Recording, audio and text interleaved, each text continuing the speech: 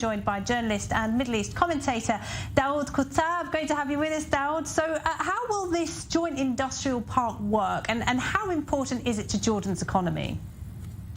We're not sure how it's going to work. We don't know anything about it. The story has not been published in the Jordanian official media, and almost very few in the private or independent media published basically a real copy what was said in Prime Minister's statement. So we don't know much about it. We know that there's been a lot of attempts to do something about that. The economy in Jordan needs a lot of push and investment, and we need unemployment is quite high in Jordan. So all of these factors would help the economy. But right now, I think it's nothing more than a public relations statement. I don't think we've come. I mean, it might be the beginning of a process, but it's still a long ways from seeing the fruit. Because it is a plan that's been revived, isn't it? It isn't something that the current Israeli government came up with recently.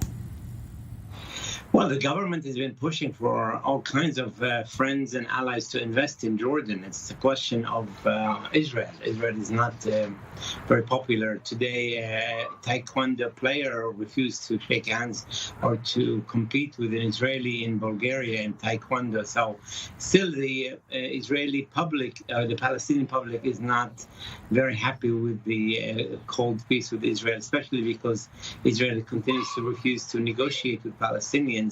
And that's a big sore thumb for Jordanians. Well, the Israeli government said it's about creating jobs, it's about getting the economy going. There are also a number of environmental initiatives as well. Of course, working to clear up the Jordan River is something that the two countries are working on, and the Palestinian Authority as well. Do you think that it could be beneficial to the Palestinians if it brings work and it spurs on the economy? I don't think that the Jordanians or the Palestinians are very excited about replacing the political track with the economic track. They don't mind them going alongside each other, but they don't. I don't think they will get very warm to the idea of an economics-only track. Do they have concerns about the environment? Do they see any benefit in working with Israel to solve environmental issues, quite urgent ones, such as a water shortage? There is an economic, there is a water problem, and Jordan and Israel tried but failed to do the red to dead waterway. Now the Jordanians are trying to do it on their own. So yes, there is a water problem, and they're trying different ways to resolve it. But there's not much trust with Israelis.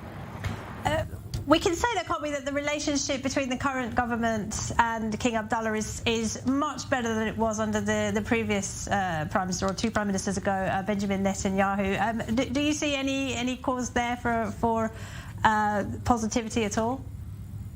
Well, you know, the king was refusing to take phone calls from Netanyahu. So inviting and visiting and publicly meeting with the Prime Minister of Israel is a huge step forward. It's not enough. But it's certainly better than the Netanyahu days.